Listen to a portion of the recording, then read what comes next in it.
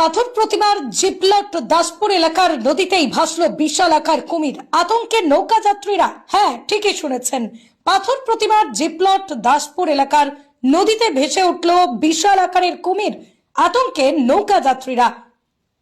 দক্ষিণ চব্বিশ পরগনা জেলার পাথর প্রতিমা ব্লক, এই ব্লকের জি প্লট গ্রাম পঞ্চায়েতের সত্যদাসপুর এলাকায় হঠাৎ নৌকা যাত্রীদের চোখে এলো বিশাল আকারের কুমির। যে কুমির কোলে উঠে শিকারের অপেক্ষায়, যা দেখে নৌকা যাত্রীদের মধ্যে আতঙ্ক ছড়িয়ে পড়ে। ইতিপূর্বে বহু কুমির দেখেছে সুন্দরবনের মানুষজন, কিন্তু প্রায় 20 ফুট লম্বা রঙের কালো কুমির এলাকার মানুষ দেখেছে কিনা সন্দেহ রয়েছে। তবে নৌকা যাত্রীরা জানিয়েছে, ভাগবতপুর কুমির প্রকল্পে এই বৃহৎ আকার কুমির দেখা যায়। তবে এই নদীতে কিভাবে এত বড় কুমির এলো ভাবিয়ে তুলেছে নৌকা যাত্রী এবং এলাকাবাসীদের। কি দেখলেন এখানে? আমরা যখন ট্রলার করে আসছি দেখি নদীর চরে একটা বিশাল বড় কুমির শুয়ে আছে। আমরা তো সবাই দেখে ভয়ে জড়সড় সবাই চিৎকার আরম্ভ করে দিয়েছি। আমরা কোনোদিন এত বড় কুমির কোনোদিন দেখিনি, এই প্রথমবার দেখছি।